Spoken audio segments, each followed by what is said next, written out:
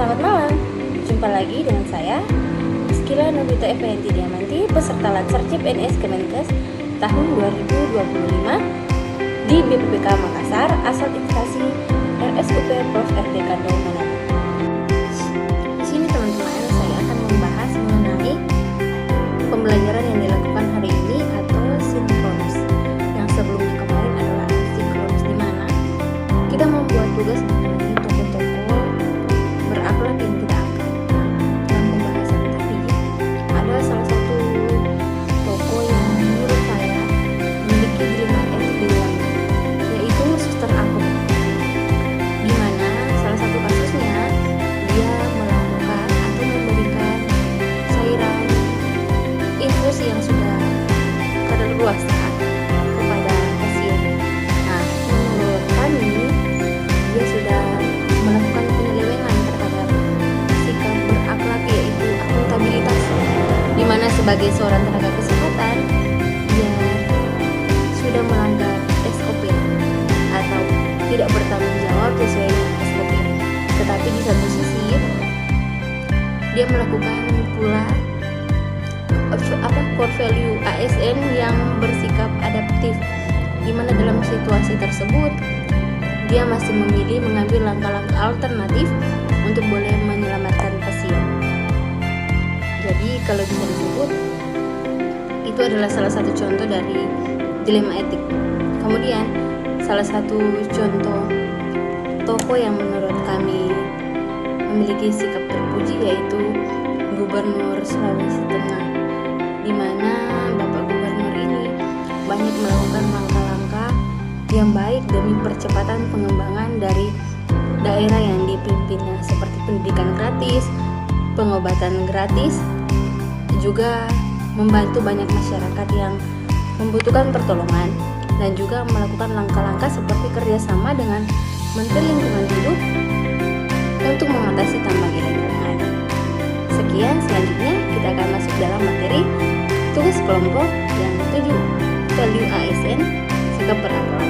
Yang pertama, berorientasi pelayanan. Apa penerapan berorientasi pelayanan? Yang paling pertama contohnya yaitu bersikap ramah, senyum, dan mengucapkan salam kepada pasien. Dan pelanggarannya yaitu jika kita bersifat terus dengan muka marah dan nada kasar. Apa sih dampak jika kita tidak menerapkan nilai berakhlak berorientasi pelayanan? Contohnya, pasien akan merasa tidak puas dengan pelayanan yang ada di rumah sakit dan mengurangnya minat masyarakat untuk datang berobat ke rumah sakit kita. Adapun alternatif dari pemecahan masalah ini adalah selalu menerapkan 5S, senyum, sapa, salam, sopan, dan santun. Konsekuensi dari penerapan alternatif ini adalah pasien merasa aman dan nyaman pada saat berobat di rumah sakit tempat kita bekerja. Contoh yang kedua yaitu akuntabel, di mana kita bersikap jujur saat melakukan pelayanan tanpa menerima jenis gratifikasi apapun. Contohnya yaitu menolak suap pada saat melakukan pelayanan. Karena jika kita melakukan itu akan mendapat pelanggaran. Jika pelanggaran itu dibuat, apa dampaknya di rumah sakit kita? Yang paling pertama contohnya yaitu pasien akan merasa mereka sudah melakukan suap kepada kita, terus mereka akan bersifat seenaknya atau semena-mena terhadap kita. Dan alternatif pemecahan masalahnya yaitu kita langsung menolak tindakan tersebut, tetapi jangan lupa harus menjelaskan secara halus kepada pasien dan keluarga. Dan konsekuensi yang baiknya kepada rumah sakit kita adalah mereka dapat mempercayai rumah sakit kita, menjunjung tinggi nilai kejujuran yang ada pada kita, dan mereka tidak akan bersifat seenak-enaknya atau semena-mena ke depan. Sikap berakhlak yang ketiga yaitu kompeten. Contoh penerapannya adalah mengajak sesama teman kita atau sejawat kita untuk mengikuti MOOC yang ada di LMS. Pelanggarannya yaitu jika memiliki sifat yang tidak ingin tahu atau menutup mata dengan keadaan teman yang tertinggal dari berbagai jenis pelatihan yang ada di depan kita. Pasti konsekuensinya?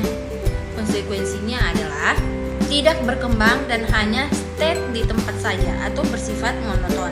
Alternatifnya adalah mengajak rekan kita atau teman kita untuk sama-sama berkembang untuk memperoleh kompetensi baru di LMS lewat mengikuti pelatihan, webinar, maupun pembelajaran mandiri atau MOOC. Konsekuensinya adalah